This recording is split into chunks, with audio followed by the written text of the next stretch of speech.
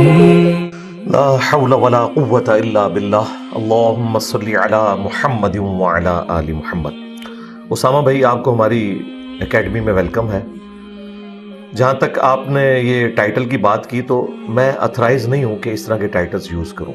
اس کی وجہ یہ کہ پاکستان میں مفتی یا مولانا کا ٹائٹل عموماً جو اتھرائز ہیں وہ لوگ ہیں جو باقاعدہ مدارس سے فارغ التحصیل ہوتے ہیں۔ ویسے تو یہاں پہ جس نے کوئی 5-6 صورتیں زبانی یاد کر لی ہیں، امام مسجد ہے، وہ بھی اپنے ساتھ مولانا استاذ العلماء لکھتا ہے، لیکن ظاہر ہے کہ اس کی کوئی ورتھ نہیں ہے۔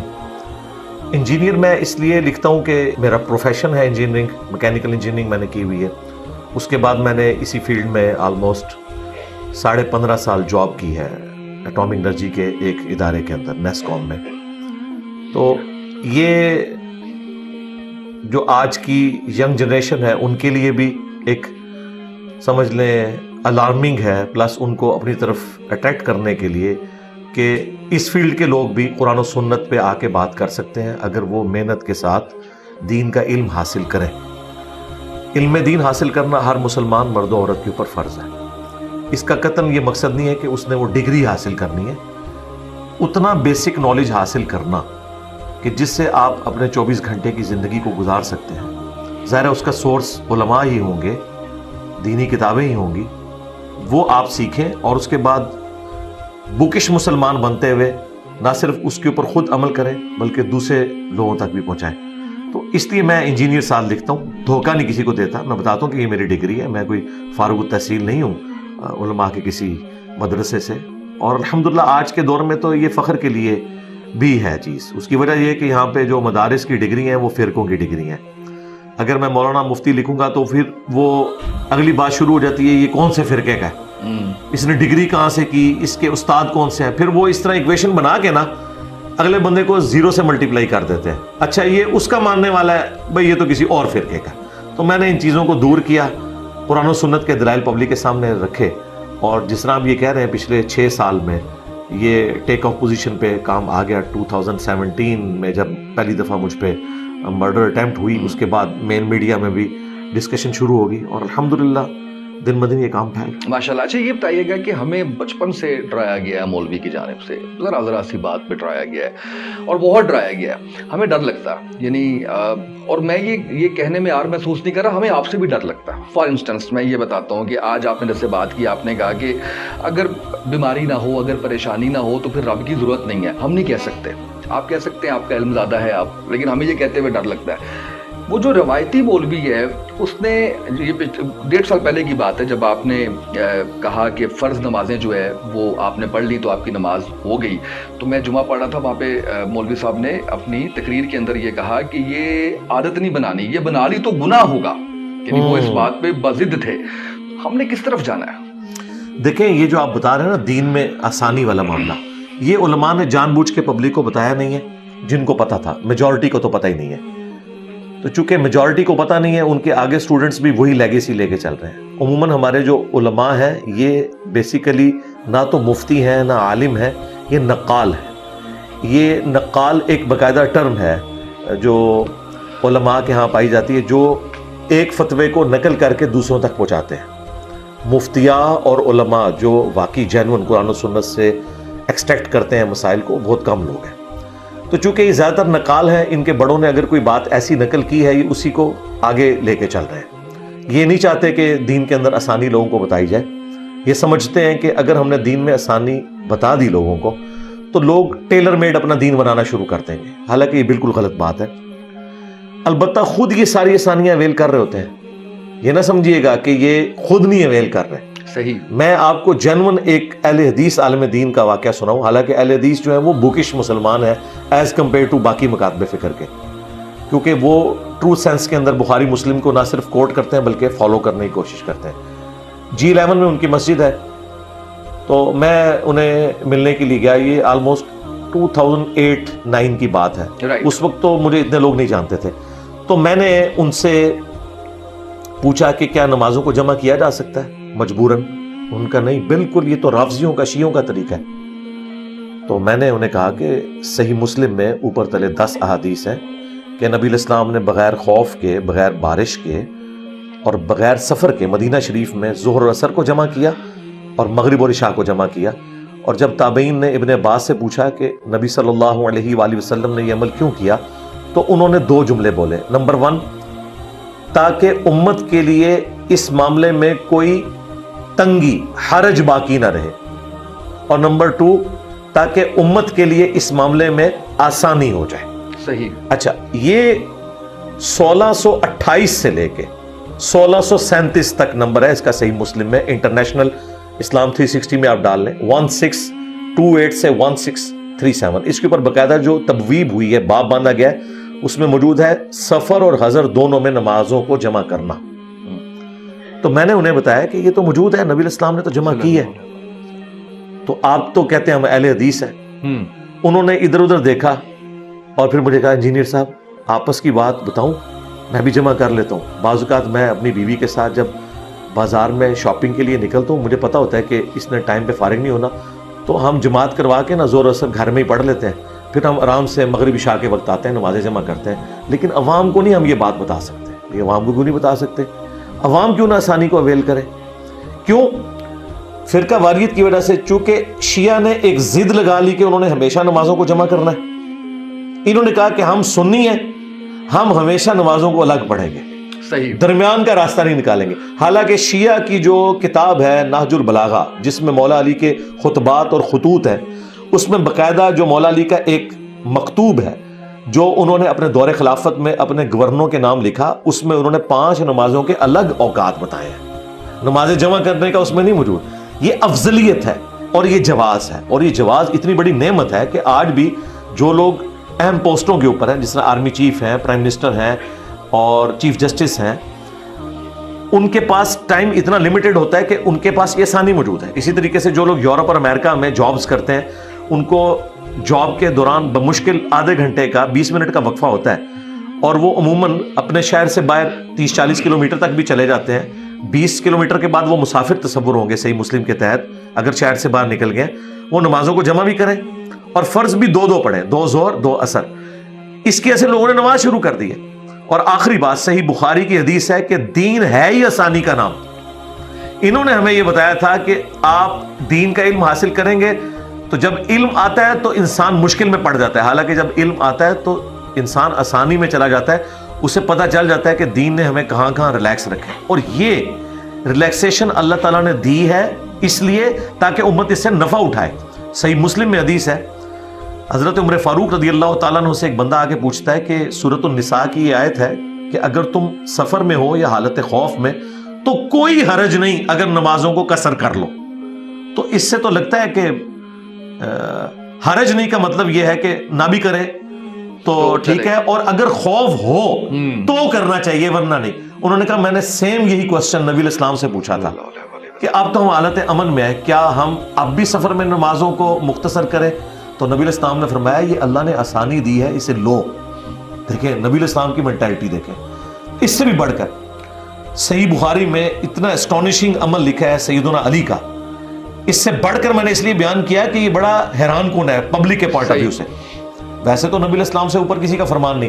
سیدنا علی جب اپنے دور خلافت میں دوسرے شہر میں سفر کرتے اور واپسی پہ آتے تو امام بخاری نے نقل کیا ہے کہ وہ کوفے کے گھروں کو دیکھ رہے ہوتے تھے, لیکن کوفے میں انٹر ہونے سے پہلے نمازوں کو قصر کرتے تھے, اس لیے کہ وہ کہتے تھے کہ میں اللہ تعالیٰ کی آسانی سے فائدہ اٹھا رہا ہوں. اگرچہ میں گھر پہنچ کے پوری نماز بھی پڑھ سکتا ہوں, لیکن میں شہر کی باؤنڈری کے باہر نماز کو مختصر کر کے پڑھوں, میں اللہ کی آسانی سے فائدہ اٹھا رہا ہوں. یعنی صحابہ کرام اہل البیت تو اللہ کی آسانیوں کو اویل کرنے کو دین سمجھتے تھے, یہ دین کو مشکل بنانے کو یہ کوئی دین کی خدمت سمجھتے ہیں.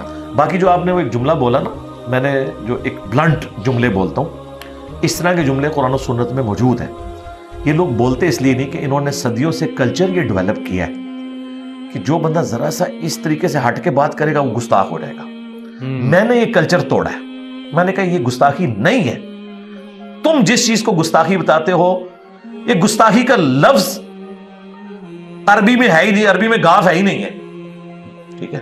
اس کے لیے اور الفاظ استعمال ہوتے ہیں. سب سے بڑی بات, عربی میں تم اور آپ ہے ہی نہیں ہے. آپ کو بھی تم کہا جاتا ہے, تم کو بھی تم کہا جاتا ہے. لو جی کام ہی ختم ہو گیا. بالکل اور صحیح۔ اردو میں ہم اسی میں جھگڑتے رہتے ہیں کہ فرماتے ہیں کہنا ہے یا فرماتا ہے کہنا ہے، اور لڑتے رہو، ٹھیک ہے۔ عربی زبان کے اندر اس طرح کے فرق نہیں ہے۔ پھر اللہ تعالیٰ نے جو الفاظ قرآن میں استعمال کیے، صحابہ کرام نے انہیں کوٹ کیا، وہ اس طرح کے الفاظ تھے جو آج نارمل زندگی میں ہم بولیں تو لوگ کہیں گے یہ تو بڑی گستاخی کر رہے ہیں۔ مثلا حضرت ابو بکر کا جو پہلا خطبہ ہے نبی الاسلام کی میت کے اوپر، اس میں بڑے سخت الفاظ ہیں، الا من کان یعبد محمدا فان محمدا قد مات، کان کھول کر سن لو، تم میں جو بھی محمد کی عبادت کرتا تھا وہ جان لے کہ محمد مر چکے، ومن یعبد اللہ فان اللہ حی لا یموت، اور جو اللہ کی عبادت کرتا تھا وہ جان لے کہ اللہ زندہ ہے، اسے کبھی موت نہیں آئے گی۔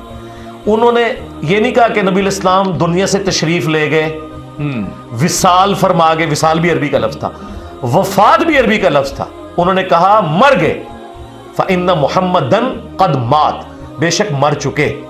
اور یہ حضرت ابوبکر کے اپنے الفاظ ہیں، آپ یہ بھی نہیں کہہ سکتے کہ انہوں نے کوئی حدیث کوٹ کی ہے، اپنے الفاظ۔ اور پھر تھریٹیکل، صحابہ میں تو کوئی بھی حضور کی عبادت نہیں کرتا تھا، انہیں یہ پتا تھا کہ جیزس کرائسٹ کے نام کے اوپر سب سے بڑا شرک پھیلا ہے، محمد رسول اللہ نے بھی دوسرا جیزس کرائسٹ بن جانا تھا اگر حضرت ابوبکر اس وقت یہ بلی نہ مار دیتے یہ بات کر کے، بالکل صحیح، ٹھیک ہے، کیونکہ بخاری میں حدیث ہے، دیکھنا میری شان کو اس طرح بلند نہ کرنا جس طرح نصارہ نے حضرت عیسیٰ کو بڑھا دیا، میں اللہ کا بندہ اور اس کا رسول ہوں، مجھے اللہ کا بندہ اور اس کا رسول کیا ہے۔ بالکل صحیح۔ اچھا مجھے یہ بتائیں، اس وقت سب سے بڑا جو میں سمجھتا ہوں کہ میری عمر کے لوگوں کو جو ہے وہ یہ ہے کہ ہم اپنے بچوں کو اسلام کی طرف لے کے آئیں۔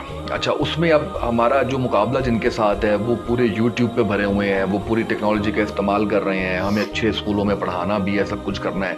کیا ایسا کیا جائے کہ ہمارا جو بچہ ہے وہ صحیح معنوں میں اسلام سیکھ سکے؟ ہم کیسے اس کو یہ جرأت دیں کہ پوچھو اللہ ایک کیوں ہے؟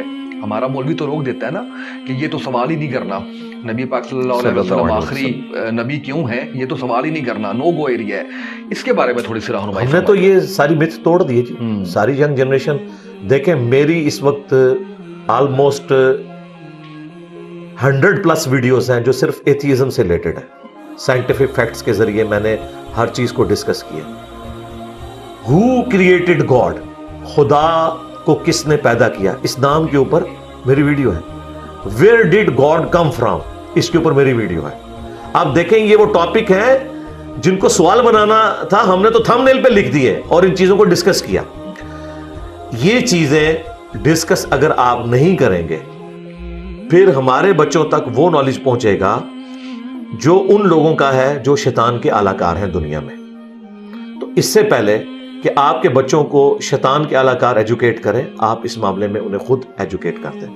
میں سمجھانے کے لیے بات کر رہا ہوں جی، جب بچے بلوغت کی عمر کو پہنچتے ہیں، اگر ماں باپ انہیں سیکس کے پوائنٹ آف ویو سے اتنا ایجوکیٹ نہیں کریں گے جتنی بیسک نیڈ ہے، غیر ضروری بالوں کا صاف کرنا، اس طریقے سے بچیوں میں مینسز کا، یہ ماؤں کا اور اس طریقے سے باپ کا کام ہے کہ ان چیزوں کو گائیڈ کریں۔ اگر آپ یہ نہیں کریں گے شرم میں آتے ہوئے تو پھر تو وہ کچھ اور چیزیں سیکھیں گے۔ میں نے یہ مسئلہ بھی ماں باپ کا حل کر دیا، زیر ناف بالوں کو کاٹنا، انڈر شیو، اس طرح کے آپ مختلف ٹاپکس لکھیں، میری ویڈیوز موجود ہے، ملینز میں ویوز ہیں ان کے، اور میں نے بڑے کنٹرول الفاظ کے اندر ایک ایک چیز پبلک تک پہنچائی ہے۔ آج کے دور میں کوئی گلہ نہیں کر سکتا کہ ہم بچوں کو ٹرین کس طرح کریں۔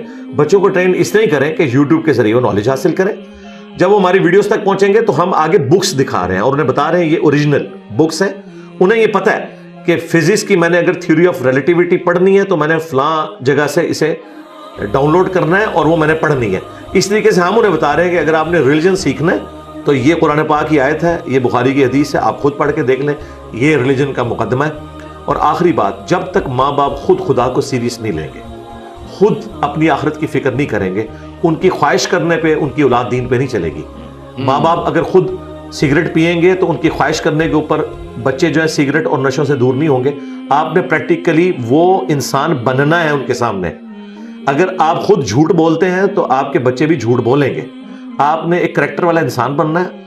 اللہ کا شکر ادا کریں کہ ہمیں پتہ چل گیا، ہم اپنی اولاد کو انڈیویجولی ہر بندہ خود ٹرین کریں، اور فورم موجود ہے، ہم نے تو الحمدللہ ہر چیز ویڈیو میں ریکارڈ کروا دی ہے، آپ اٹیچ کریں۔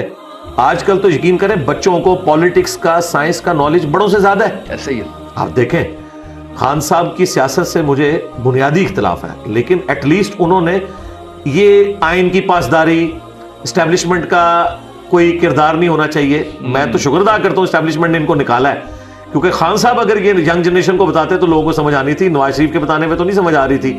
سوائے چند لوگوں کے.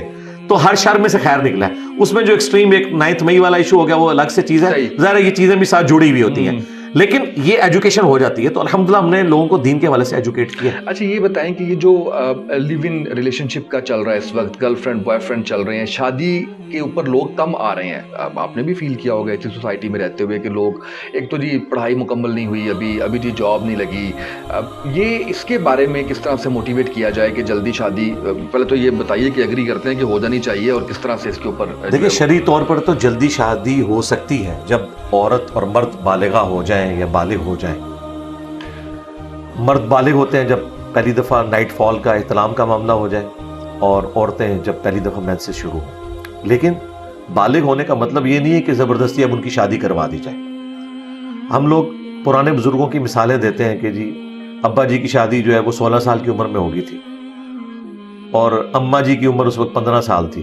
تو پہلے 10-15 سال تو ایک دوسرے کو گالیاں نکالتے تھے. وہ کوئی مجھے آئیڈیل ریلیشن شپ نہیں دکھا سکتا کہ اتنی چھوٹی عمر میں شادی ہوئی ہو اور وہ آئیڈیل ریلیشن شپ رہا ہو. ٹھیک ہے, ماں باپ کی لڑائیاں بچپن سے ایسے لوگوں نے دیکھی ہیں, کیونکہ وہ میچورٹی کی عمر نہیں ہے نا. پھر کوئی دینی تعلیم بھی نہیں ہوتی تھی, اور اس قدر ایک گھٹن کا ماحول ہوتا تھا. وہ ماں باپ تو آج کے دور میں ایگزسٹ بھی نہیں کر سکتے جو آج کل لوگ تعلیم یافتہ ہیں. لہٰذا یہ کوئی ضروری نہیں ہے کہ آپ نے چھوٹی عمر میں ضرور شادی کرنی ہے. بالکل ٹھیک. میں تو اس چیز کے حق میں نہیں ہوں کہ چھوٹی عمر میں شادی کر دی جائے. آج کل ہماری بیسک نیڈز صرف 2 وقت کی روٹی نہیں ہے, اچھا لیونگ سٹینڈرڈ بھی ہے. بیسک نیڈز اس وقت اتنی مہنگی ہو چکی ہیں, خواہ وہ بجلی کا بل ہو, گیس کا بل ہو, مکان کا کرایہ ہو. اپنے ذاتی مکان تو بہت کم لوگوں کے پاس ہے. تو ان چیزوں کو میٹ کرنے کے لیے پاؤں پہ کھڑا ہونا ضروری ہے. اگر پاؤں پہ کھڑے نہیں ہوں گے بچے اور آپ ان کی شادیاں کر دیں گے تو ایک دوسرے کے ساتھ لڑتے رہیں گے, اور الٹیمیٹلی انجام طلاق ہوگا. آپ کی طلاق کی بڑی وجہ جو ہے نا فائنینشیل کرائسس ہے. اگر کھانے پینے کا گھر میں مسئلہ نہ ہو, پیٹ بھرا ہوا ہونا, تو اس طرح کے پرابلم پیدا نہیں ہوتے. اچھا اس میں مزید جو آپ نے یہ پوچھا کہ شادیاں لیٹ ہو رہی ہیں, جی بھائی جب تک تعلیم مکمل نہیں ہوگی, اچھی جاب نہیں ہوگی, آپ شادی کریں گے تو اس کا اینڈ رزلٹ کیا ہوگا؟ ہاں اگر کسی کا اچھا کاروبار ہے, پیرلل میں اس کو کوئی پراپرٹی سے کرایہ آ رہا ہے, تو ٹھیک ہے, بچوں کی جلدی شادیاں کروائیں. اگر ماں باپ افورڈ کر سکتے ہیں, بڑا نیکی کا کام ہے, کروائیں. لیکن ایٹ لیسٹ ان بچوں کی جن کی تربیت ہوئی ہو کہ وہ خاندانی سسٹم کو آگے لے کے چلیں. صرف یہ نہیں ہے کہ جی ماں بیمار ہے, مرنے والی ہے, وہ مرنے سے پہلے شادی دیکھنا چاہتی ہے بچے کی. ٹھیک ہے, پھر کئی بوڑھیاں تو جاتے جاتے دادیاں اور نانیاں بے جوڑ کے رشتے کر کے چلے جاتے ہیں. یہ بڑا ظلم ہے کہ ایک ان پڑھ کے متھے آپ مار رہے ہیں ایک PhD خاتون کو, پڑھی لکھی خاتون کو, تو ان کے تو مینٹل ماڈلز ہی نہیں ملیں گے. اسلام تو نہیں اجازت دیتا کہ آپ بغیر کفر کے شادی کریں. ہم پلہ لوگ ہونے چاہیے. یہ بڑا ظلم ہے کہ ایک کنڈیشن میں پلی ہوئی بچی لا کے آپ جھونپڑی میں بیاہ کے لائیں اور اسے آپ یہ بتائیں کہ اللہ کے نبی چٹائی پہ بیٹھتے تھے. بھائی جب اللہ کے نبی چٹائی پہ بیٹھتے تھے تو ان کی بیویاں بھی چٹائی پہ بیٹھتی تھی. یہ بھی چیز دیکھنے کی ہے. تو یہ جذباتی چیزیں نہیں ہیں. اسی لیے دیکھیں بخاری مسلم میں حدیث ہے, اے نوجوانوں کے گروہ, جس کے پاس استطاعت ہے وہ شادی کر لے, نکاح کرے. نکاح کرنا نظروں کو نیچا رکھتا ہے اور شرمگاہ کی حفاظت کا ذریعہ ہے. اور جو تم میں نکاح کرنے کی استطاعت نہیں رکھتا وہ روزے رکھ کر اپنی شہوت کو ٹھنڈا کرے. اس میں امپلائیڈ ہے کہ یہاں پہ جو استطاعت ہے اس سے مراد اس کا مرد یا عورت ہونا نہیں ہے, فائنینشیل ہے. ہاں, ورنہ تو یہ نہ کہا جاتا کہ وہ روزے رکھ کے شہوت کو ٹھنڈا کرے. تو یہ کہنا, یہ اکثر ایک جھوٹی آپ نے روایت سنی ہوگی کہ ایک غریب تھا, نبی علیہ السلام نے کہا شادی کر, وہ اور غریب ہو گیا. پھر کہا دوسری شادی کر, اور غریب ہو گیا. تیسری, جب چوتھی کی تو امیر ہو گیا. یہ بالکل جھوٹی گڑھی ہوئی روایتیں. اس طرح تو نہیں ہوتا دنیا میں, نہ اس طرح کی ترغیب دلائی گئی ہے. نبی علیہ السلام کے اگر آپ دیکھیں, آپ کی بیٹیوں کے حق میں آج کی اگر آپ کیلکولیشن کریں 15 سے 20 لاکھ روپے بنتا ہے سونے کے اعتبار سے. یہاں پہ حق میں رکھا ہوتا ہے 32 روپے 8 آنے, آج تک چل رہا ہے. تو بھائی اگر یہ اتنے بڑے بڑے حق میں رہے ہیں تو دیے ہیں نا لوگوں نے, اس طرح تو نہیں ہوا کہ نہیں دیے. ہاں اگر عورت خود چھوڑنا چاہتی ہے, کم رکھنا چاہتی ہے, اس کی اپنی مرضی ہے.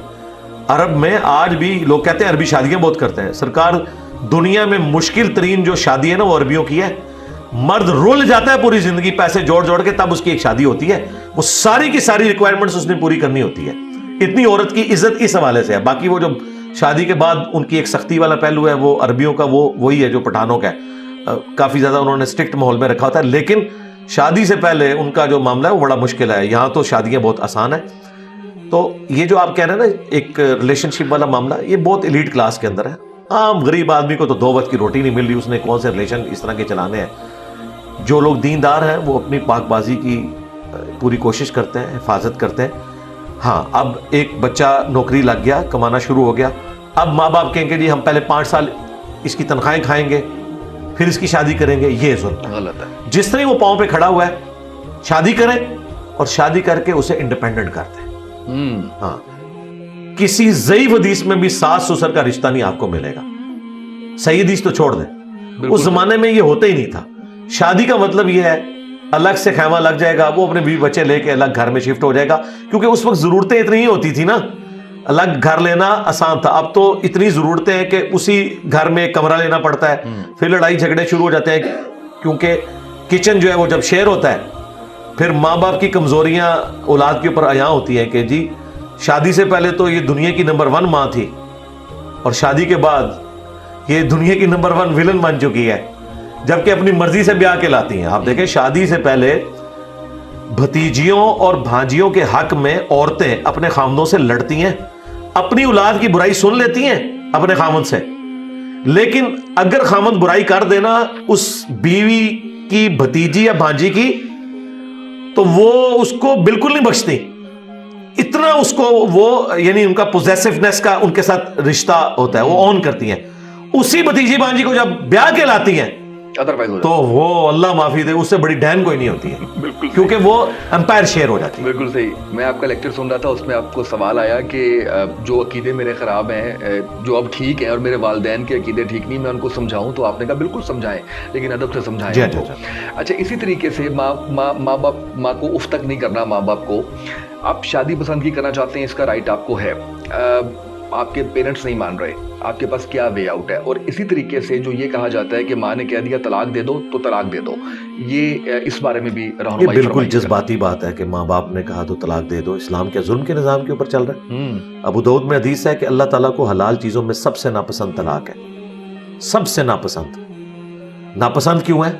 حلال بھی ہے. حلال اس لیے کہ بعض اوقات جنون ضرورت پڑ جاتی ہے, یعنی وہ شادی کی, وہ نہ مرد نکل آیا, یا وہ عورت کو مارتا پیٹتا ہے, نشہ کرتا ہے, پہلے نہیں پتا تھا اور وہ اصلاح بھی نہیں اپنی کر رہا, تو ظاہر ہے کہ بچی تو نہیں بروانی کسی نے اپنی, بالکل ایسے کہ وہ اس کو مار دے, تو پھر طلاق کا ایک آپشن کھلا رکھا ہے. اسی طریقے سے عورت کوئی ایسی بد کردار ہے کہ وہ نہیں سدھر رہی, تو مرد کے پاس تو پھر آخری حل یہی ہے کہ وہ پھر علیحدگی اختیار کرے. اس لیے اللہ نے اسے حلال رکھا, لیکن ناپسندیدہ, اتنی ناپسندیدہ کہ صحیح مسلم میں حدیث ہے کہ شیطان کا تخت پانیوں پہ لگا ہوا ہے. شام کے وقت اس کے سارے چیلے آ کے بتاتے ہیں آج ہم نے فلاں شخص سے فلاں گناہ کروایا, فلاں سے فلاں کروایا, چوری کروائی, بدکاری کروائی. شیطان ریلیکس رہتا ہے, کسی کے اوپر ایکسائٹ نہیں ہوتا. جس طرح ایک چیلا بتاتا ہے نا آج میں نے میاں بیوی کی علیحدگی کروا دی, وہ اتنا ایکسائٹیڈ ہوتا ہے کہ وہ اسے گلے لگا لیتا ہے کہ اصل کام تو نے کیا ہے. کیونکہ میاں بیوی کی جدائی کے بعد تو پھر بچوں کا کیا بنے گا, مینٹل بارڈرز ان کے بدل جائیں گے. عورتیں بعض اوقات خودکشی کر لیتی ہیں, بعض اوقات معاشرے کے لیے ناسور بن جاتی ہیں, ڈپریشن میں چلی جاتی ہیں, مرد ڈپریشن میں چلے جاتے ہیں. تو اس لیے اسلام نے خاندانی نظام کے اوپر زور دیا. اب رہا یہ مسئلہ کہ ماں باپ جو ہیں وہ کہیں کہ طلاق دے دو, تو اسلام کے مزاج میں تو کہیں نہیں بیٹھتا یہ. اسلام تو کہہ رہا ہے آخری وقت تک آپ نے رشتہ نبھانا ہے. ان کے پاس ایک روایت ہے بخاری کی کہ حضرت ابراہیم علیہ السلام جب ملنے آئے حضرت اسماعیل علیہ السلام کو ان کی غیر موجودگی میں, تو جاتے ہوئے انہوں نے پیغام دیا ان کے لیے, وہ گھر پہ نہیں تھے, کہ اپنے گھر کی چوکھٹ بدل لینا. یہ کوڈ ورڈ میں انہوں نے بات کی. تو جب ان کی بیوی نے ان کو بتایا تو انہوں نے اپنی بیوی کو طلاق دے دی کہ ابراہیم علیہ السلام نے یہ میسج دیا تھا کہ یہ عورت درست نہیں ہے. ٹھیک, اس کی پلی لے کے یہ کہتے ہیں باپ کے کہنے کے اوپر کرو. بھائی وہ باپ وہ تھا جسے وحی کی تائید حاصل تھی, یہ لیگیسی آگے نہیں چلی ہے. نبی علیہ السلام نے تو آخری درجے تک کوشش کی ہے کہ طلاق نہ ہو. آپ علیہ السلام نے کبھی اس چیز کو پروموٹ نہیں کیا کہ کوئی کسی کو طلاق دے, بلکہ اس کے الٹ ملتا ہے کہ آپ علیہ السلام نے آخری درجے تک لوگوں کو ایمفسائز کیا ہے. قرآن میں نقل ہوا ہے کہ حضرت زینب اور زید ابن حارثہ کا آپس میں رشتہ ہے, وہ ہاشمی خاندان سے تھی اور یہ غلام تھے, وہ نہیں نبھ رہی تھی. اور قرآن کے الفاظ ہیں کہ تم بار بار کہتے تھے زید سے کہ کمپرومائز کرو اور اس رشتے کو چلاؤ. الٹیمیٹلی خیر وہ رشتہ چل نہیں سکا, لیکن نبی علیہ السلام کی اپروچ یہی تھی کہ نہیں, کمپرومائز کر کے چلاؤ. بخاری مسلم میں حدیث ہے عورت ٹیڑھی پسلی سے پیدا ہوئی ہے, اسے سیدھا کرنے کی کوشش نہ کرو ورنہ توڑ بیٹھو گے, اور اسے توڑنا طلاق دینا ہے, اس سے نفع حاصل کرو. صحیح مسلم میں حدیث ہے یہ دنیا برتنے کی جگہ ہے, سب سے بہترین سرمایہ نیک بیوی ہے. صحیح مسلم میں ایک اور حدیث ہے کہ نبی علیہ السلام نے فرمایا کوئی بھی مؤمن اپنی مومنہ بیوی سے بغض نہ رکھے. بخاری مسلم میں حدیث ہے نبی علیہ السلام نے فرمایا میں اپنے بعد تمہارے لیے سب سے بڑی آزمائش تمہاری عورتیں چھوڑ کے جا رہا ہوں, اللہ تعالیٰ سے ڈرنا ان کے معاملے کے اندر. اچھا حضور نے بیویوں کو نہیں کہا, آپ کو پتا تھا وہ بیچاری پیسے موڈ میں ہوتی ہیں, ڈومیننٹ مرد ہوتا ہے, تو مرد کو کہا کہ دیکھنا ان کے حقوق کا خیال رکھنا ہے تم نے, ٹھیک ہے. لیکن مرد یہاں پہ عموماً ہمارے معاشرے کے اندر ڈومیننٹ ہے, بعض جگہ پہ عورتیں بھی, زیادہ تر مرد ڈومیننٹ ہے, تو اس کی وجہ سے پھر اس طرح کے معاملات شروع ہو جاتے ہیں. بعض اوقات وٹے سٹے والا رشتہ ہوا ہوتا ہے, اس چکر میں بھی طلاق تک نوبت چلی جاتی ہے. رہی جو آپ نے پسند کی شادی کا مسئلہ پوچھا, تو یہ مرد کا رائٹ ہے کہ وہ پسند کی شادی کرے, عورت کا بھی رائٹ ہے, لیکن عورت کے لیے ایک قدغن ہے کہ وہ ولی کی اجازت کے بغیر نکاح نہیں کر سکتی, کیونکہ اس کا ایکسپوئر نہیں, اور یہ بھی شرط ہے کنواری لڑکی کے لیے. بالکل ہاں صحیح مسلم میں ہے کہ اگر وہ متعلقہ یا بیوہ ہے, یعنی وہ میچور عورت ہو چکی ہے, ایک دفعہ وہ ایکسپیرینس, تو پھر وہ ولی سے زیادہ حقدار ہے, کیونکہ اسے ہاتھ لگے ہیں, وہ تو پھر 10 دفعہ تحقیق کرے گی اگلی شادی کرنے سے پہلے, کئی تو بیچاری کرتی ہی نہیں ہے, وہ اتنی متنفر ہو جاتی ہیں.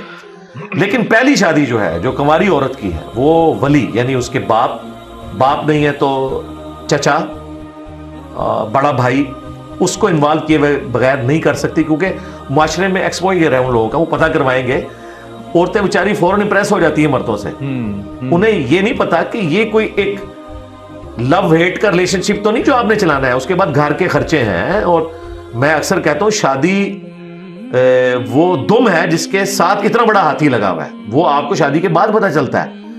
اس میں یہ جو ایک سیکس والا ایلیمنٹ ہے یہ تو بہت چھوٹا سا ہے, اس کے ساتھ کئی چیزیں جڑی ہوئی ہیں.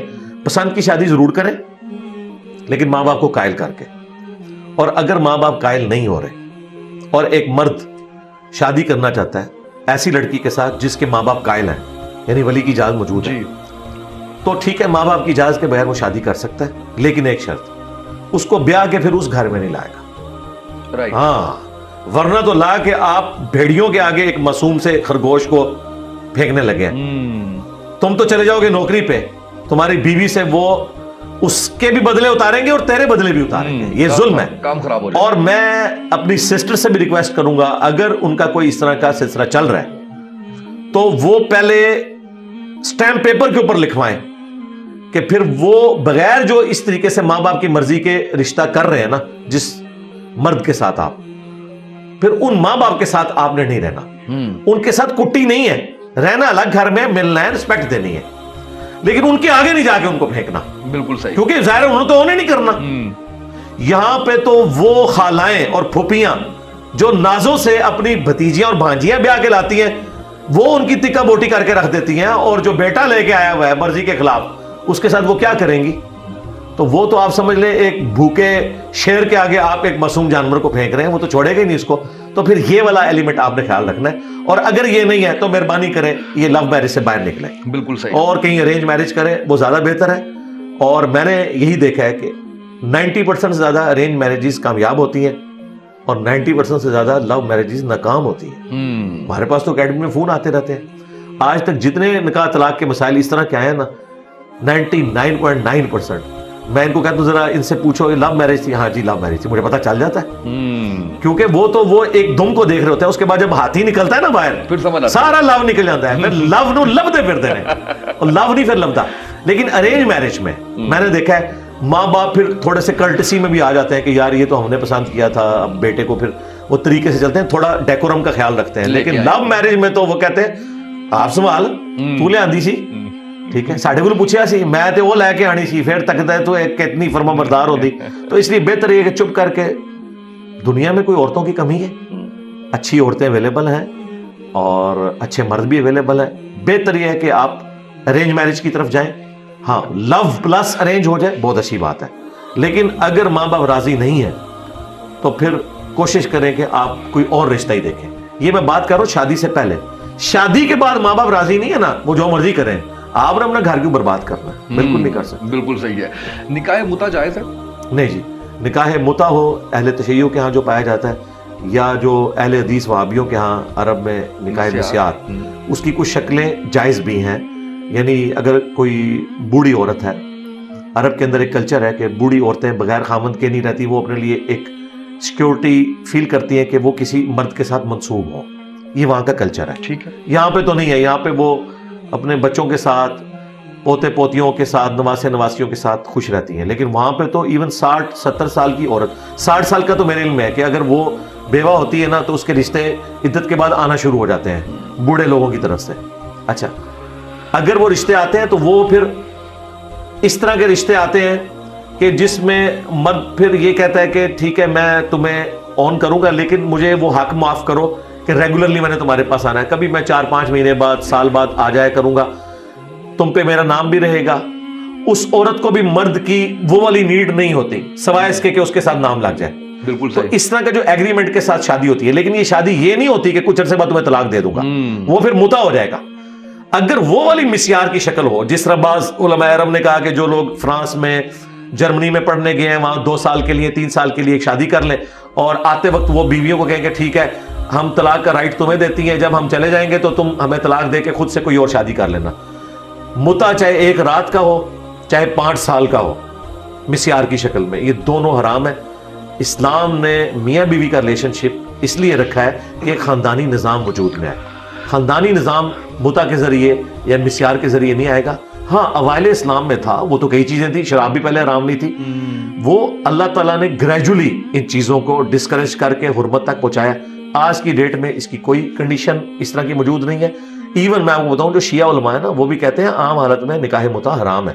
اوکے. ہاں جی، وہ کہتے ہیں کیٹاسٹروفک کنڈیشن میں ہے، کیٹاسٹروفک کنڈیشن میں جو انہوں نے شرائط لگائی ہوئی ہے نا، اور جو اس طرح کا نکاح متا ہے اس میں پھر وہ اولاد بھی اوریجنل تصور ہوگی اور باپ کے مرنے کے بعد اس اولاد میں وراثت بھی جائے گی. بالکل. یہ نہیں ہے کہ بھائی کوئی بھی پسند آئی تو 1 رات کا نکاح کر لیا. اور مجھے بتائیں کیا دنیا میں یہ نظام چل سکتا ہے؟ پھر تو لوگ ایک دوسرے کی بہنیں دیکھتے رہیں گے اور دنیا بس یہی کام چلتا رہے گا کہ اچھا اس دفعہ میں نے 1 ہفتے کے لیے اس کی بہن کے ساتھ شادی کرنی. دنیا میں میاں بیوی بچے ایک خاندان کو وجود دیں اور ایک نئی نسل تیار کریں، ان کی تربیت کریں، وہ بھائی شادی ایک ہی اچھی ہے. ہاں بالکل، یہ بھی ذہن میں رکھیے گا. اسلام میں شادی ایک ہی ہے، 4 کی اجازت ہے. نبی اسلام نے بھی ایک ہی شادی کی ہے حضرت خدیجہ کے ساتھ، 24 سال تک دوسری بیوی نہیں کی. یہ جو آپ کی بات کی شادیاں ہیں دین کی حکمت کے تحت، یہ آپ کے آخری چند سالوں کی شادی ہیں. زندگی آپ نے ایک عورت کے ساتھ گزاری ہے 24 سال تک.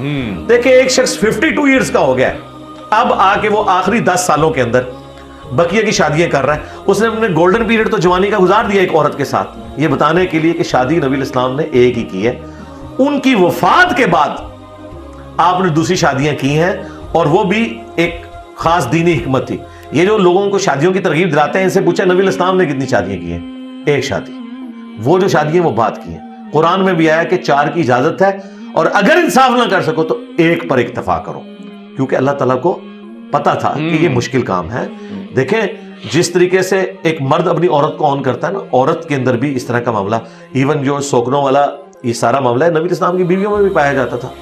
تو میں یہ سمجھتا ہوں جو بڑی کاز کے لیے کام کرنے والے لوگ ہیں، بھلے ان کے پاس پیسہ بھی ہو، افورڈ بھی کر سکتے ہو، جو لوگ بڑی کاز کے لیے کام کر رہے ہیں انہیں ایک شادی کے اوپر اکتفا کرنا چاہیے اور اپنی زندگی اس کاز کو دینی چاہیے. میں تو اپنے اس ماڈرن دور کے اندر جتنے بڑے لوگوں کو دیکھتا ہوں، ڈاکٹر اسرار صاحب 1 شادی، مولانا طارق جمیل صاحب 1 شادی، ٹھیک ہے. اچھا مولانا اسحاق صاحب 1 شادی، آپ اندازہ کریں. مولانا مودودی 1 شادی. یہ سارے جتنے بڑے بڑے لوگ ہیں، اور تو اور ڈاکٹر فرحت ہاشمی جنہوں نے 4 شادیوں کے اوپر لیکچر ریکارڈ کرائے ہوئے ہیں، انہوں نے بھی اپنی مرد کی دوسری شادی نہیں کروائی. وہ اکیلی بیوی ہے ان کی. نہیں پاسبل نہیں ہے. جو بڑی کاز کے لیے لوگ کام کر رہے ہوتے ہیں نا، وہ پھر شادیوں کے جب چکر میں پڑیں گے پھر وہ دین کا کام اس لیول پہ نہیں کر سکتے. انہیں پتا ہے یہ نئے بکھیڑے کھل جائیں گے. غامدی صاحب 1 شادی. غامدی صاحب کی وائف جو ہے، آپ ان کی سادگی دیکھیں تو آپ کے یار ایک طرف اتنا انٹلیکچوئل آدمی، انہوں نے ایک پینڈو عورت کے ساتھ اپنی زندگی بڑی اچھی گزاری ہے، کیونکہ انہوں نے اپنے آپ کو وقف کیا. ہاں جس بندے نے کوئی بڑا موٹیو اپنی زندگی میں نہیں رکھا ہوا اور اس کے پاس دولت ہے اور وہ شادیاں افورڈ کر سکتا ہے، ضرور کریں، ہم کبھی ڈسکریج نہیں کرتے.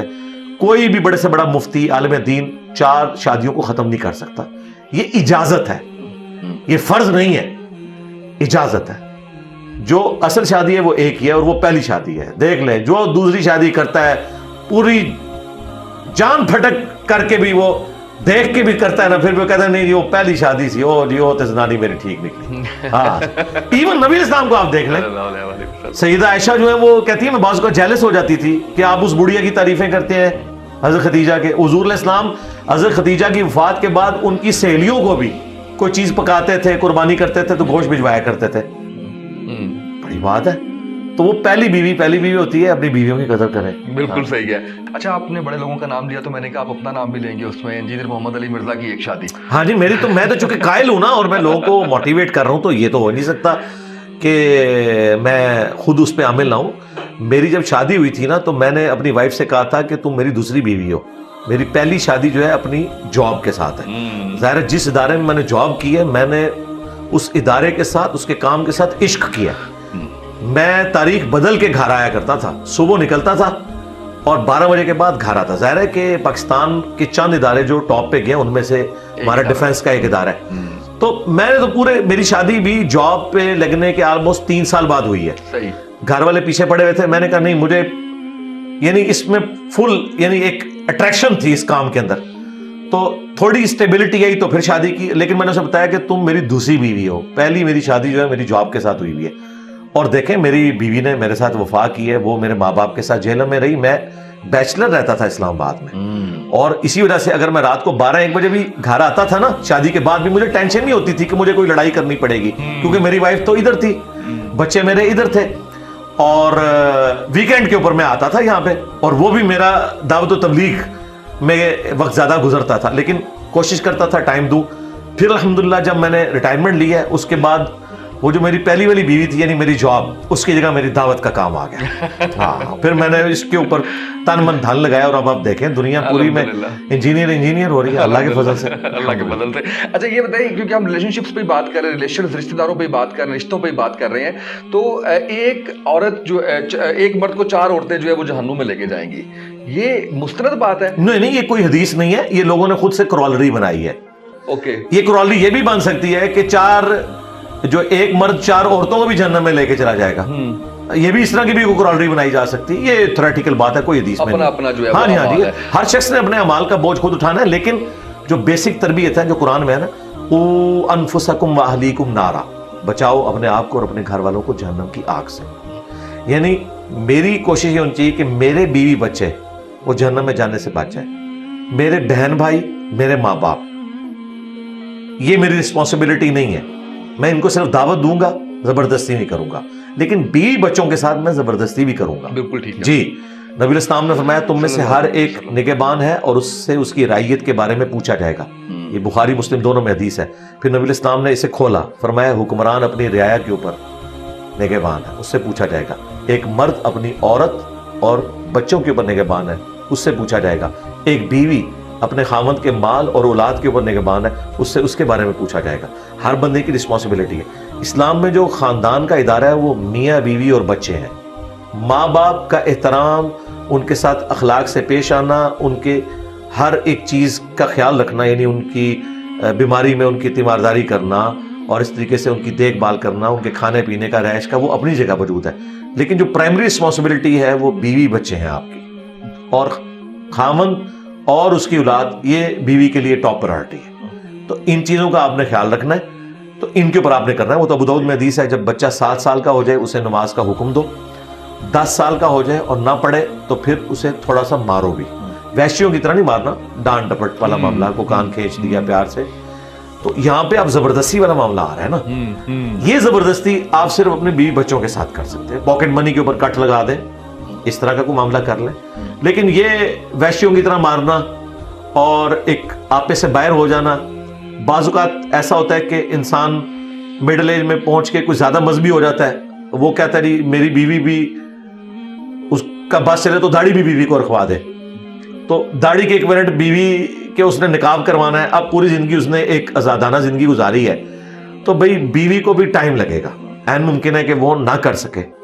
تو یہ سب کچھ اگر شادی سے پہلے کوئی دیندار بندہ ہے اس سے پھر شادی سے پہلے یہ ریکوائرمنٹ رکھ دینی چاہیے. بالکل مثلا میں نے شادی سے پہلے یہ ریکوائرمنٹ رکھی تھی کہ میری بیوی برقع کرے گی. شادی سے پہلے وہ صرف چادر لیتی تھی, لیکن میں نے یہ رکھا کہ اگر منظور ہے, یہ نہ ہو کہ ادھر آ کے اس کے اوپر بم پھاڑوں میں, اوکے جی یہ تو کمٹمنٹ نہیں ہوئی بھی تھی, پہلی بات یہ پہلے کرنی چاہیے. لیکن بعض اوقات مڈل ایج میں پہنچ کے دین کی طرف رجحان ہوا تو ظاہر ہے کہ اب تو جو ہونا ہے وہ ہو چکا, تو اس میں پھر بیویوں کو ٹائم دیں, کوشش کریں کہ وہ آ جائیں, لیکن اس کو بنیاد نہ بنائیں کہ لڑائی جھگڑا اور طلاق تک نوبت چلی جائے, یہ نہیں ہونا چاہیے. بالکل ٹھیک ہے علی بھائی, چیزیں تو بہت سی ہیں, تشنگی تو بہت زیادہ ہے. دوبارہ کبھی ہم کوشش کریں گے کہ ہمارا بھی جو ہے وہ 100 بندوں میں نمبر آئے, دوبارہ ہم لائن میں لگ کے واپس آنے کی کوشش کریں گے انشاءاللہ. کوئی سال ڈیڑھ میں نمبر آئے گا تو اس پہ بھی پوچھیں گے, کیونکہ رشتوں کی بات ہو رہی ہے. آج کل میں نے بہت سے ینگ جنریشن کے لڑکے لڑکی کو سنا یہ کہتے ہوئے کہ اچھا اب ہماری شادی شدی تو نہیں ہو رہی, جنت میں ملیں گے. یہ کیا کنسیپٹ ہے؟ جنت میں کیسے ملیں گے, یعنی اس طرح کے ریلیشن شپ کے ساتھ, وہ تو اللہ تعالیٰ کی مرضی ہے کہ جنت میں ملاقات ہو یا نہ ہو. تو اگر ایک عورت کسی دوسرے مرد کی عقد میں چلی گئی ہے تو اسے اس قسم کی آفر تو نہیں کرنی چاہیے کہ تم جنت میں تو پہلا حق اسی مرد کا ہے. بالکل صحیح, جس کی وہ بیوی ہے. بالکل ٹھیک ہے. اچھا یہ بتائیے گا کہ علم الاعداد, ہاتھ دکھانا اور ستاروں کا حال جو ہے وہ پوچھنا, یہ سب اس میں سے کچھ جائز نہیں ہے؟ کچھ بھی نہیں ہے, تو سپرسٹیشس چیزیں ہیں, نہ یہ سائنس کا علم ہے اور نہ اسے علم وہی سپورٹ کرتا ہے. بالکل اس کی تو کوئی اصل نہیں ہے. اگر کوئی کہتا ہے یہ سائنس ہے, تو سائنس میں تو آپ ایک تجربے کو 1000 دفعہ ریپیٹ کریں, رزلٹ ایک جیسا نکلتا ہے. یہاں تو ایک جیسا نہیں نکلتا. دنیا میں کئی ایسے لوگ ہیں جو مشہور ہیں اور ان کے ہاتھ پہ شہرت کی لائن بھی نہیں ہے, تو ان کا تو رول فیل ہو گیا. اگر یہ سائنسی علم ہو تو ہمیشہ ہی ایسا ہو. ستاروں والا معاملہ تو اتنا خطرناک ہے کہ بخاری مسلم میں حدیث ہے, غزوہ خیبر کے موقع پر نبی علیہ السلام نے ایک دفعہ فجر کی نماز پڑھائی. اس رات بارش ہوئی تھی, تو آپ نے سلام پھیرنے کے بعد صحابہ کی طرف متوجہ ہو کے کہا کہ جانتے ہو ابھی ابھی تمہارے رب نے مجھ سے کیا فرمایا, کہ 2 طرح کے لوگوں نے آج صبح کی ہے. ایک وہ لوگ ہیں جنہوں نے اللہ تعالیٰ پر ایمان لاتے ہوئے اور ان ستاروں پہ کفر کرتے ہوئے صبح کی ہے, جنہوں نے یہ کہا کہ یہ بارش اللہ کی وجہ سے ہوئی ہے. اور دوسرے وہ لوگ ہیں جنہوں نے کہا یہ ان ستاروں کی چال کی وجہ سے بارش ہوئی. انہوں نے اللہ تعالیٰ کا کفر کیا اور ستاروں پر ایمان لے کے آئے. یہ بڑا خطرناک معاملہ. لوگ کہتے ہیں یہ ایک یعنی ہم جسٹ ہابی کے طور پہ کر رہے ہیں, یہ تو آپ بیسک دین کے اوپر اٹیک کر رہے ہیں. بالکل صحیح. جن قید ہو جاتے ہیں, سایہ ہو جاتا ہے ان کا, کوئی چھیڑخانی کرتے ہیں, اور اگر کرتے ہیں تو کیا طریقہ کار ہے کہ اس سے جو ہے وہ جن کیا قید ہوتے ہیں, یہ جنوں کے قید ہوئے ہوتے ہیں. پلس جو جنات کا اثر ہے وہ تو ہو جاتا ہے جی, اس کے لیے پھر باقاعدہ عاملین ہیں سنت اذکار کے ذریعے, اور اس کے علاوہ مختلف طریقے ہیں ان جنات کو نکالنے کے. ایک پیرلل میں نالج ہے. آپ دیکھیں ہانٹنگ پروگرام ڈسکوری چینل پہ بھی چلتا تھا, وہاں پہ بھی باقاعدہ آفیسز بنے ہوئے ہیں. آپ فون کال کریں کہ یہ گھر میں سایہ ہے تو وہ آ جاتے ہیں اور وہ نکالتے ہیں, اور وہ جیزس کرائسٹ کے نام کے اوپر شرکی الفاظ کے ذریعے نکال رہے ہوتے ہیں. ہندوؤں میں بھی اس طرح کے معاملات موجود ہیں. اس کا ریلیجن سے کوئی لینا دینا نہیں. بالکل صحیح ہے. قبر کے عذاب کے بارے میں بتائیے گا. جیسے کہ کہا جاتا ہے, بتایا جاتا ہے کہ جیسے ہی آپ کی روح جو ہے وہ نکلتی ہے, اس کے بعد سے آپ سب دیکھ رہے ہوتے ہو, لوگ رو رہے ہیں, یہ سارا ہے, پھر قبر میں جاتے ہو, سوال جواب, اور پھر عذاب شروع ہو جاتا ہے. اس کے اوپر بھی اختلاف ہے کہ نہیں قبر کا عذاب ہے ہی نہیں ہے, کہیں پہ ذکر نہیں. اختلاف یہ ماڈرن دور میں چند ایک لوگوں نے یہ بات کی ہے. قرآن بالکل اپنے مقدمے میں واضح ہے. سورۃ المؤمن جسے سورہ غافر بھی کہتے ہیں, اس میں واضح اللہ تعالیٰ نے فرمایا کہ فرعونی صبح و شام آگ پر پیش کیے جاتے ہیں, اور جب آخرت کا دن آئے گا تو وہ بڑی آگ پہ پیش کیے جائیں گے. تو اس وقت تو آخرت نہیں آئی ہے, تو وہ کون سی آگ پہ پیش ہو رہے ہیں؟ وہ برزخ والا معاملہ ہے, یعنی دنیا سے لے کر آخرت کے دن تک. وَمِن وَرَائِهِمْ بَرْزَخٌ إِلَى يَوْمِ يُبْعَثُونَ, ان کے مرنے سے لے کر قیامت کے دن اٹھائے جانے تک برزخ ان سین بیریئر ہے. اس کے لیے ہم قبر استعمال کرتے ہیں. قبر مٹی کی ڈھیری بھی ہو سکتی ہے, ہوا میں راکھ کا بکھرنا بھی ہو سکتا ہے, سمندر میں غرق ہونا بھی ہو سکتا ہے, شیر کے پیٹ میں بھی کسی کی قبر ہو سکتی ہے. بیسیکلی اس زندگی کے بارے میں بتایا گیا, اور وہ ان سین بیریئر ہے. اگر آپ قبر بھی کھود لیں آپ کو وہ نظر نہیں آ سکتا, وہ اس فزیکل ورلڈ کی چیز نہیں ہے. ہاں یہ ذہن میں رکھیے گا, وہ ایک ان سین بیریئر ہے جس کو ہم آبزرو نہیں کر سکتے. اس کے اوپر ایمان رکھتے ہیں اور یہ سب کچھ ہوتا ہے. عذاب قبر کا انکار جن لوگوں نے کیا, ان کے رد پہ امام بخاری نے اسی آیت کو صحیح بخاری میں ہیڈنگ میں ڈالا ہے, اور نیچے وہ عذاب قبر والی اور قبر میں جو سوالات ہوتے ہیں ان کی احادیث لے کر آئے. اور مقدمہ تو ان کا قرآن سے ختم ہو جاتا ہے. ان کا مقدمہ یہ تھا کہ جب تک آخرت قائم نہیں ہوگی, حساب و کتاب نہیں ہوگا تو اللہ تعالیٰ اگر عذاب دے کسی کو تو اس کی صفت عدل چیلنج ہو جائے گی کہ ابھی تو نیکیاں اور بدیاں تولی نہیں گئی ہیں تو پہلے کیسے عذاب ہو رہا ہے. یہ بیسیکلی ان کی جو ڈاکٹرین ہے وہ اس پہ کھڑی ہے. تو میں نے توڑ دی تھی کہ قرآن میں تو کئی جگہ ہے کہ جب گناہگاروں کی موت کا وقت آتا ہے تو فرشتے ان کے منہ اور پیٹھوں کے اوپر ہتھوڑے مارتے ہیں. تو تمہاری ڈاکٹرین میں مانوں تو موت کے وقت ایک فاسق شخص کو پٹائی تو نہیں کرنی چاہیے کیونکہ آخرت کا دن تو نہیں آیا. وہ عذاب کیوں آ رہا ہے اس کے اوپر؟ بالکل صحیح. اس طریقے سے دنیا میں بھی سورہ سجدہ میں آئے کہ ہم دنیا کی زندگی میں بھی لوگوں کو عذاب دیں گے تاکہ وہ آخرت اورینٹڈ ہو جائیں, اللہ کی طرف پلٹ آئیں.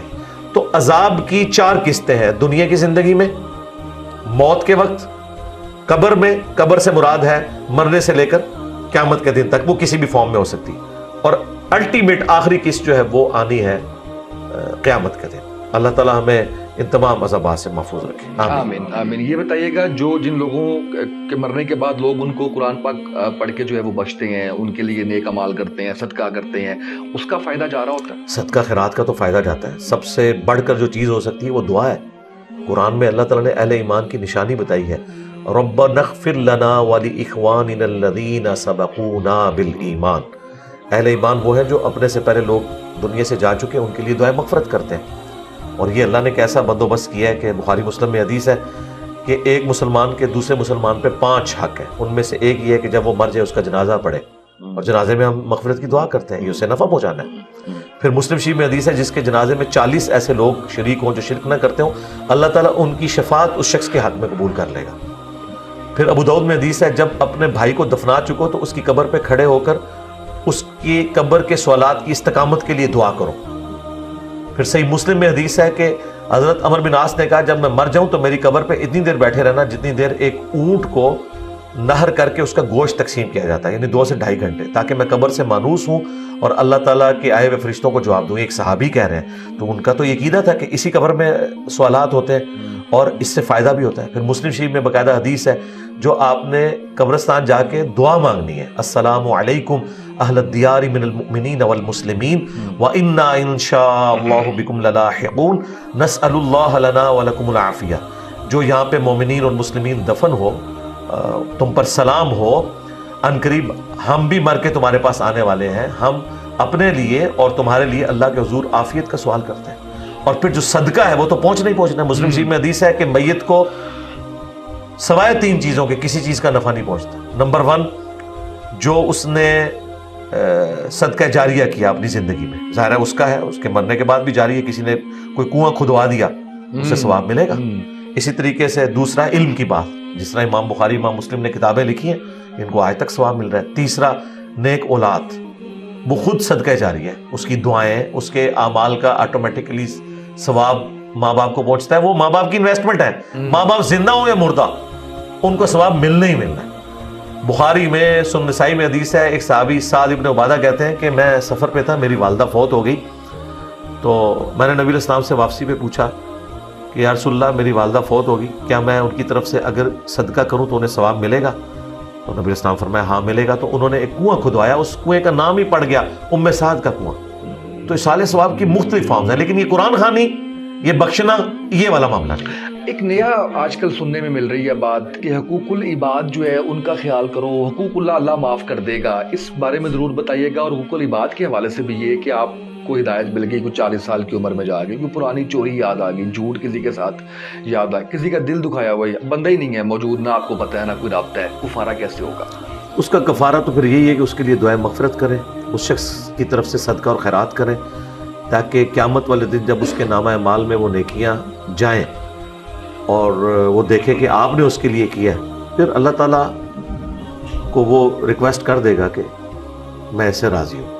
تو یہ آپ ایفرٹ پٹ کریں اس کے لیے. باقی یہ جو راگ الاپنا کے حقوق العباد جو ہے وہ اللہ تعالیٰ معاف نہیں کرے گا, حقوق اللہ معاف کر دے گا, ایک اس کا اسپیکٹ جو ہے وہ بالکل نان سینس ہے. حقوق العباد بھی حقوق اللہ ہی ہیں, یعنی یہ ماں باپ کا حق جو رکھا ہے وہ اللہ ہی نے رکھا ہے, انڈائریکٹلی تو وہ بھی حقوق اللہ ہی ہے. اس میں سے بعض اوقات لوگ یہ نظر نکال رہے ہوتے ہیں کہ ٹھیک ہے نماز روزے کا کوئی فائدہ نہیں, حج کا کوئی فائدہ نہیں, آپ ماں باپ کی خدمت کر لیں, بیوی بچوں کا خیال رکھ لیں. بھائی اس طرح تو نہیں ہے, قرآن تو ایسے نہیں کہتا. قرآن تو ٹوٹیلٹی میں بات کرتا ہے. جس طرح ایک پرندے کے لیے دو پر ہیں، اس طریقے سے دین دو چیزوں کے اوپر کھڑا ہے، حقوق اللہ اور حقوق العباد، بلکہ ہر چیز اللہ نے جوڑوں کی شکل میں پیدا کی ہے۔ علم اور عمل، کوئی کہ میں بڑا عالم ہوں، عمل نہیں کر رہا، زیرو ہے، اور ایک شخص عمل کیے جا رہا ہے، اس کے پاس علم نہیں ہے، غلط طریقے سے عمل کر رہا ہے، وہ بھی زیرو ہے۔ تو یہ دونوں چیزیں پیرلل میں چلتی ہیں۔ اس طریقے سے حقوق اللہ اور حقوق العباد دونوں پیرلل میں ہیں، لیکن اس کا ایک پہلو درست بھی ہے کہ حقوق العباد والا معاملہ زیادہ سینسٹیو ہے۔ وہ اللہ نے اپنی ڈیسٹنی میں خود مقرر کیا ہے یہ چیز اپنے اوپر کہ یہ میرے بندے معاف کریں گے۔ صحیح بخاری میں حدیث ہے، جس نے دنیا میں کسی کے ساتھ اگر کوئی زیادتی کی ہے، کوئی لین دین کا مسئلہ ہے، یہیں پر طے کر لو، آخرت میں تمہیں نیکیاں دینی پڑے گی۔ اور مسلم شریف میں حدیث ہے، صحابہ کرام سے آپ نے فرمایا جانتے ہو مفلس کون ہے؟ صحابہ نے کہا کہ ہم تو اسی کو مفلس سمجھتے ہیں جس کے پاس دنیا کا متاع نہ ہو۔ آپ صلی اللہ علیہ وآلہ وسلم نے فرمایا میری امت کا مفلس وہ ہے جو آخرت میں اس حال میں آئے کہ اس کے نام اعمال میں پہاڑوں کے برابر نماز، روزہ، حج، زکوٰۃ کی نیکیاں تھیں، لیکن اس حال میں آیا کہ دنیا میں کسی کو مارا، کسی کو پیٹا، کسی کا خون بہایا، کسی کا دل دکھایا۔ اب وہ ایک ایک کر کے اللہ کے پاس آئیں گے اور اس سے اس کی نیکیاں لینا شروع کر دیں گے، کیونکہ آخرت کی کرنسی نیکیاں ہیں، حتیٰ کہ اس کا نام اعمال خالی ہو جائے گا۔ ابھی بھی کچھ لوگ باقی ہوں گے جس کا بدلہ پھر اللہ تعالیٰ اس فارم میں دے گا کہ اللہ تعالیٰ فرمائے گا کہ اس کی نیکیاں تو ختم ہو گئی ہیں، اب تمہارے گناہ اس کے نامہ اعمال میں ڈالوں گا، اور وہ پہاڑوں کے برابر نیکیاں نماز، روزہ، حج، زکوٰۃ کی رکھنے کے باوجود جہنم میں چلا جائے گا۔ پھر نبی علیہ السلام نے اینڈ پہ فرمایا کہ میری امت کا مفلس یہ ہوگا۔ لیکن اس سے نماز، روزہ، حج، زکوٰۃ کی اہمیت کم نہیں ہوتی، یہ بتایا جا رہا ہے کہ اس کے ساتھ یہ بھی ضروری ہے۔ لوگ دوسری طرف چل پڑتے ہیں، ہم لوگوں کو بتاتے ہیں کہ بھائی اللہ تعالیٰ چھوٹی سی بات پہ پکڑ سکتا ہے۔ یہ کہتے ہیں جی بخاری مسلم حدیث ہے، ایک بدکار عورت تھی اور اس نے ایک کتے کو اپنے موزے میں پانی پلایا، اللہ نے بخش دیا۔ بھائی یہ ایک واقعہ ہے اللہ کی رحمت کا، یہ نہیں اللہ نے فرمایا کہ جو بدکاری کرے اس کے بعد کتے کو پانی پلا لے تو میں بخش دوں گا۔ یہ بتایا گیا کہ اللہ کی رحمت سے نا امید نہیں ہونا۔ اسی بخاری مسلم میں لکھا ہے کہ ایک نیک عورت تھی، اس نے ایک بلی کو قید کر دیا، وہ بھوکی پیاسی مر گئی، وہ جہنم میں چلی گئی۔ اب بتائیں اس کی تو نیکیاں نہیں کام آئی۔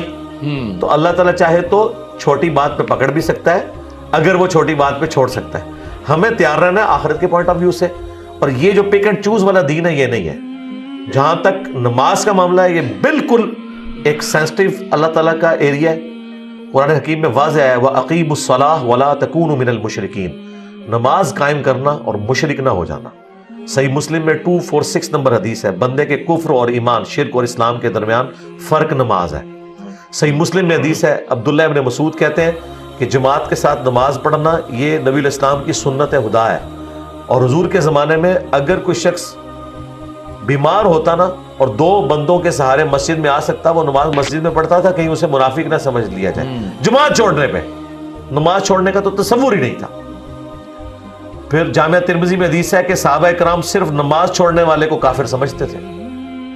پاکستان کے شناختی کارڈ میں وہ مسلمان ہے، لیکن صحابہ کرام کے نزدیک وہ کافر ہے۔ پھر جامعہ ترمذی میں حدیث ہے ہمارا اور منافقین کا عہد نماز کی بنیاد پہ ہے، جس نے نماز چھوڑی اس نے کفر کیا۔ مسند احمد میں حدیث ہے کہ جو شخص دنیا میں نماز پڑھنے والا ہے قیامت والے دن نماز اس کے لیے دلیل، نجات اور نور ہوگی، اور جس نے نماز نہ پڑھی نہ اس کے لیے قیامت کے دن کوئی دلیل ہوگی اللہ کے حضور بچنے کی، نہ نجات نہ نور، اور اس کا حشر فرعون، حامان اور قارون کے ساتھ ہوگا جو بے نمازی ہے۔ یہاں لوگوں نے کہا جو کچھ بھی ہے تیرے محبوب کی امت سے، تو یہ اتنا ہلکا نہیں جاننا چاہیے۔ اللہ تعالیٰ کے نزدیک عقیدہ توحید کے بعد سب سے سینسٹیو چیز جو ہے نا اعمال میں، وہ نماز ہے۔ بالکل ٹھیک ہے۔ ہاں، آخر میں کچھ مومن کے لیے ورد رمضان کی بھی آمد ہے، کیا ہر وقت جو ہے وہ پڑھتے رہنا چاہیے؟ ہر وقت جو ہے وہ 01 جو بولین الجبرا ہے اس کے مطابق زندگی گزرنی چاہیے۔ ہر معاملے میں دیکھنا چاہیے کہ اگر یہ اللہ کی مرضی کا کام ہے تو اسے 1 کر دے، اور اگر اللہ کی نافرمانی کا ہے تو 0 کر دے۔ اسلام میں کوئی شارٹ کٹ نہیں ہے، اس لیے کہ اسلام خود ہی شارٹ کٹ ہے اللہ تک پہنچنے کا۔ شارٹ کٹ کے اندر مزید شارٹ کٹ کوئی نہیں ہوتا، یہ ٹوٹل پیکج ہے۔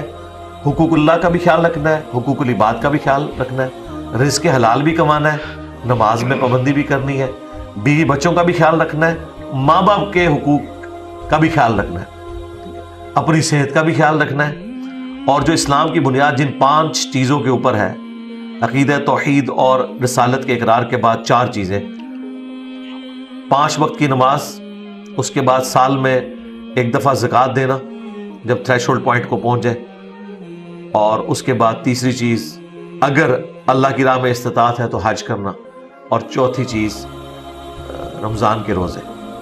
یہ 4 اعمال ہیں، اور 5ویں چیز وہ شروع میں ذکر کر چکا، وہ شہادت دینا اللہ اور اس کے محبوب صلی اللہ علیہ وآلہ وسلم کی۔ بہت شکریہ آپ کا، اور مجھے امید ہے کہ بہت سی چیزیں ایسی جو ہے وہ سامنے آئی ہیں جو شاید ایک عام سے مسلمان کی، میرے جیسے گناہ گار کی جو ہے وہ سوال تھے، اور کافی اس میں جو ہے وہ کلیئرٹی آئی ہے، اور مقصد بھی یہی تھا آج کا کہ ہم جو ہے وہ ایک آسان سی چیزیں جو بڑا مشکل لگ رہا ہوتا ہے وہ آپ سے سیکھیں۔ بہت شکریہ آپ کا، جزاک اللہ خیر، جزاک اللہ۔